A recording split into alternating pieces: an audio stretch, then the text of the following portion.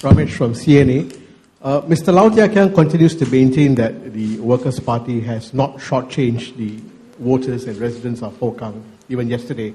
What's your comment about that? And secondly, there is a likelihood that the Workers' Party would want to champion its track record in Parliament over the past 1 year in this by-election. Is that this by-election, is it about that? Thank you.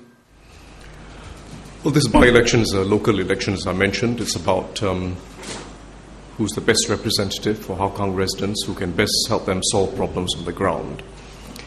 Mr. Low is clearly confident, I would say ultra-confident, having held Hougang for 20 years. But we shouldn't trivialize the election process. I don't think you can say that it doesn't matter if a candidate turns out to be responsible, doesn't matter what he's like. If something turns up, something goes wrong, if after a few weeks we can't get an answer, we'll sack him, hope for an early by-election, and don't worry, we'll produce a new candidate. I think that trivializes what has happened. Mr. Low is confident. It's clear the PAP is the underdog, but let's not trivialize the process of elections.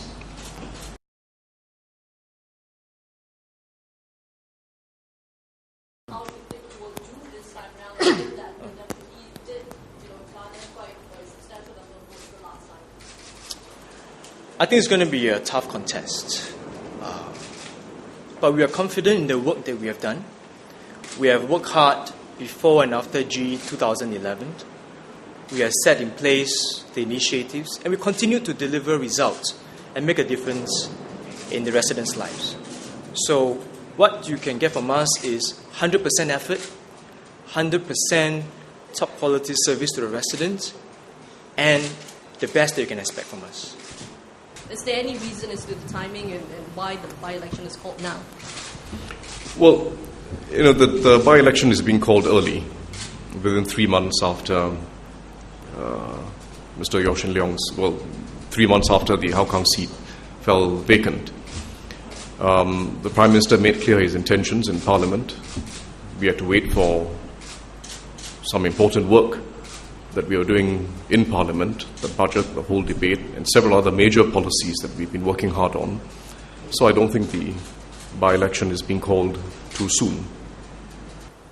Hi, DPN. Rachel from the Straits Times.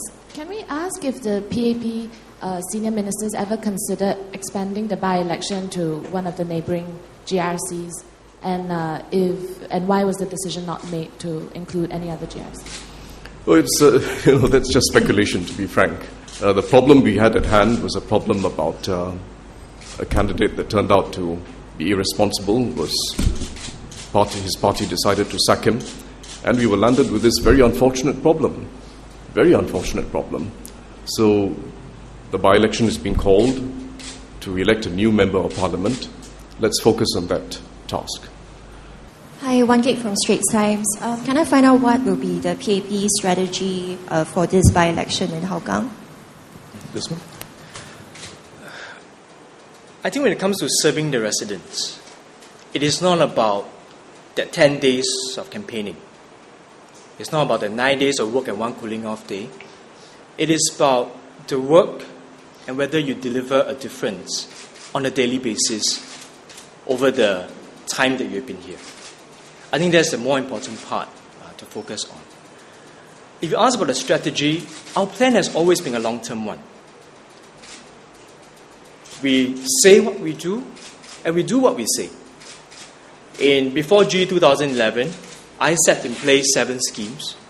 I promised that those will be delivered, and I delivered them before G 2011, and I continue to work on them and expand on them even after the elections. So that, to me, is the longer-term plan. It is not a strategy just to win a campaign. It is a plan to really help residents and take care of them. Elections or not, you'll find that we'll continue to serve the residents. And this has always been our commitment to them. It's never changed. Is there going to be a special Hougang manifesto for this by-election? The plan has always been there. Of course, you will see that my manifesto will come out. Hopefully, after I confirm my nomination on the 16th, you'll find that a lot of it has already been there. That if you are serious about an election, if you're serious about helping people, then plans don't change all the time. First of all, you must have a concrete plan. Then you stick to the plan and you execute them. And you refine them and make sure that you enhance them to take care of residents.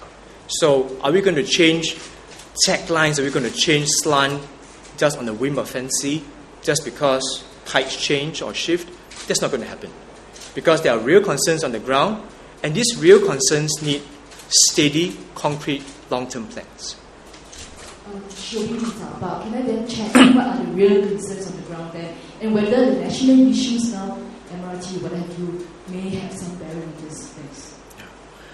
I think it's not lost on a lot of the residents that cost of living is an issue. I mean, I'm heartened by the fact that government is doing its best to help using this year's budget.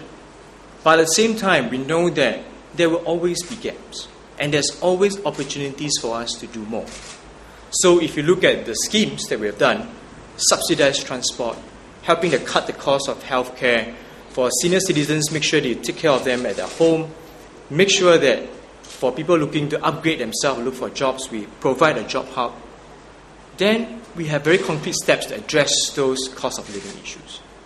Do we have localized issues?